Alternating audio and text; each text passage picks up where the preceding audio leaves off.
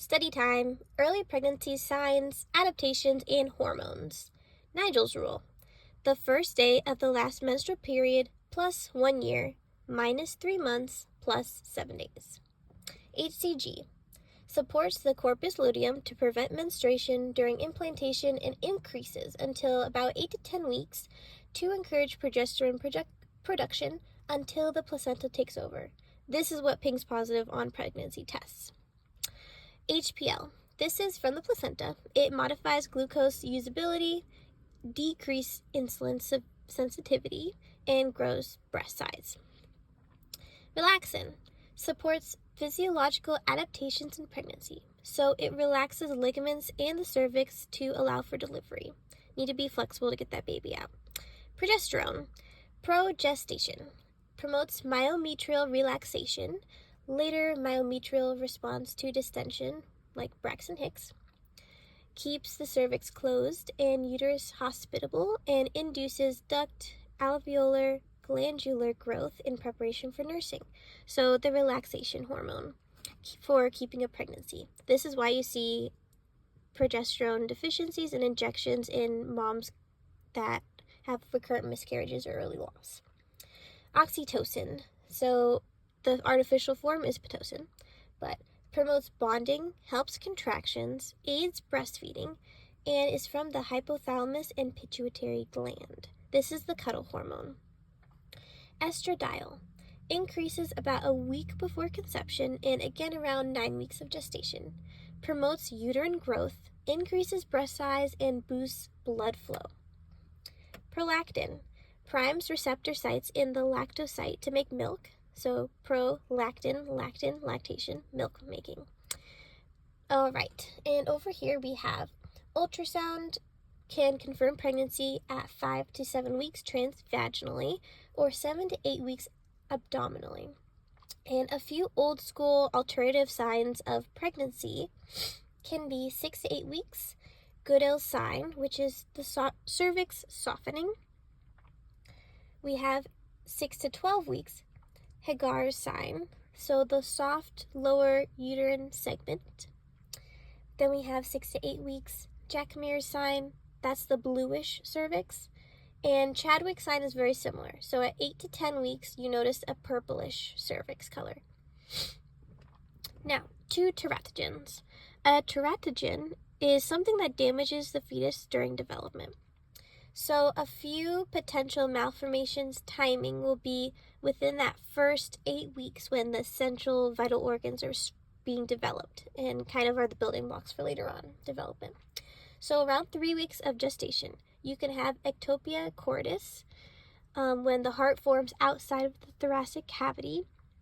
You can also have things like an omphacele, no arms, ectromelia, which is long bone limb malformations. You can have anotia, which is an earless baby. You can have facial nerve paralysis. You could also have ear malformations, duodenal atresia, phocomelia arms, which is hands attached close to the body. And that's right around the 3 weeks of gestation period.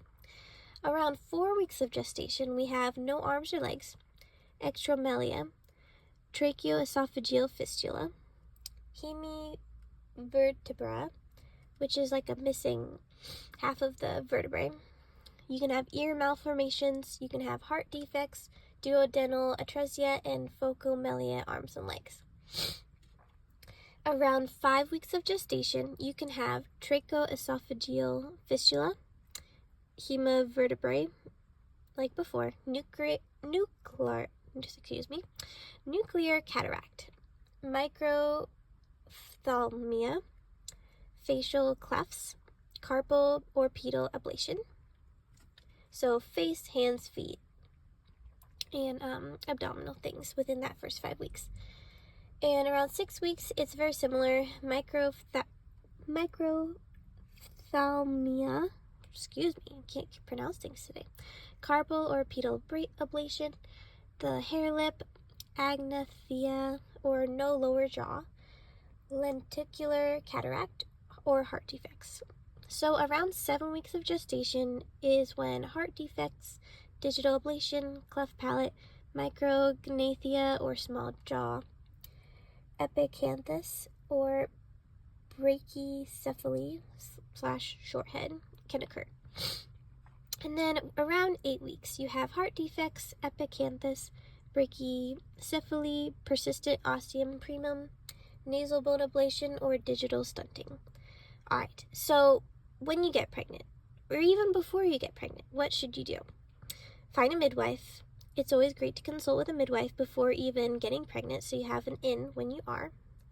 You know that saying, make the bed, call the midwife. Midwives get booked very quickly. Do eat an additional 200 to 400 additional calories a day, especially if you are on the lower side on weight. Hydrate, nap, exercise, take your prenatal vitamins with methylfolate, so it's not folic acid, in case you have the MTHFR gene.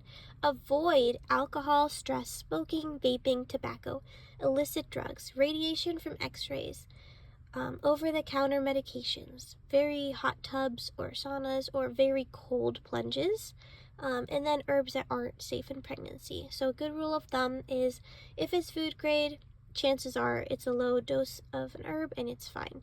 But check with your midwife before, just for reassurance. Blessings to you on your midwifery journey.